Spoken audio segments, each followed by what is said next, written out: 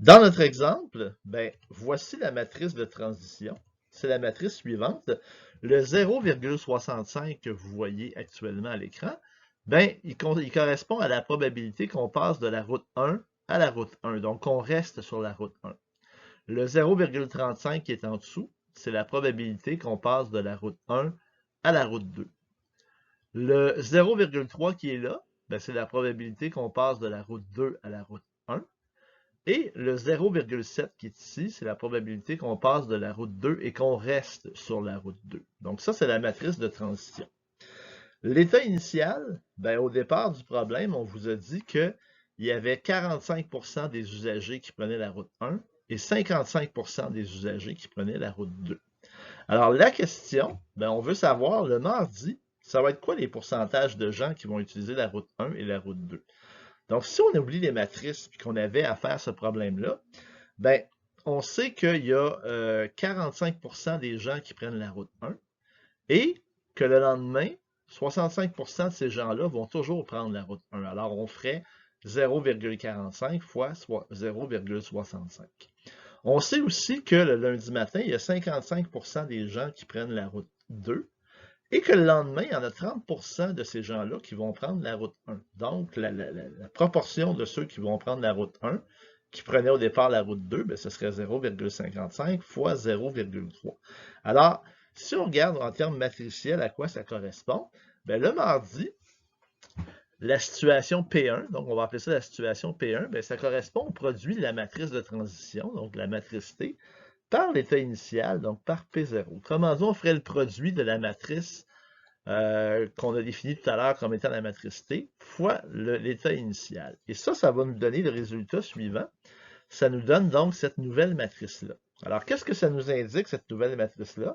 Ben, ça nous indique qu'on peut s'attendre à ce que 45,75% des personnes utilisent la route 1 le lendemain et 54,25% des personnes utilisent la route 2. La deuxième question, quelle sera la situation le mercredi? Alors, le mercredi, ben, ce qu'on va appeler la situation P2, donc ça va correspondre à la matrice de transition multipliée par la situation P1 qu'on avait à la fin de la dernière question. Donc, on peut aussi, si on se rappelle que P1, on l'a obtenu en faisant T fois P0, ben on peut dire aussi que c'est égal à la matrice T au carré fois P0. Alors, ça veut dire que on va faire le produit de la matrice T par elle-même pour obtenir T au carré. Donc, ça nous donne cette matrice-là. Et on va multiplier ça par le vecteur de probabilité qui est l'état initial, donc 0,45 et 0,55. Donc, ça nous donne cette nouvelle matrice-là qu'on a obtenue.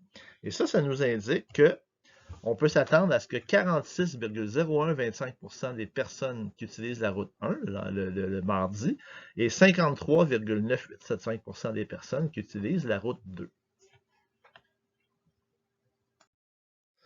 La dernière question, on vous demande quelle sera la situation lundi prochain et on considère que les usagers n'utilisent pas la route le samedi et le dimanche. Alors ça veut dire que si on a considéré que le lundi précédent c'était P0, que le mardi c'était P1, que le mercredi c'était P2, ben le lundi suivant, ce sera à ce moment-là P5 qu'on cherche. Donc on cherche P5. Pour obtenir P5, ben on a juste à faire T exposant 5 fois P0. Ça peut avoir l'air épeurant comme ça de calculer T exposant 5, mais pour calculer T exposant 5 de façon assez rapide, tout ce qu'on a à faire comme calcul, c'est de faire T au carré fois T au carré fois T fois P0. Et comme on connaît déjà T au carré, ça va se calculer quand même assez rapidement. Alors, voici le calcul qu'il faut faire. Donc, on a T au carré fois T au carré fois T fois P0. Et ça nous donne le résultat suivant.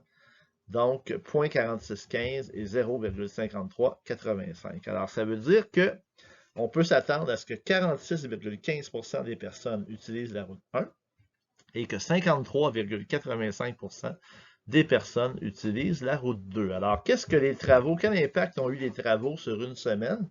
Ben, rappelez-vous qu'au départ, il y avait 45% des usagers qui utilisaient la route 1. Ben, maintenant, ça a un petit peu monté à 46,15%. Et sur les 55% d'usagers qui utilisaient la route 2, ben, ça a baissé un petit peu, c'est passé à 53,85%. Donc, il n'y a pas eu des grosses variations, mais il y a quand même un petit peu plus de monde qui utilise la route 1 et un petit peu moins qui utilise la route 2.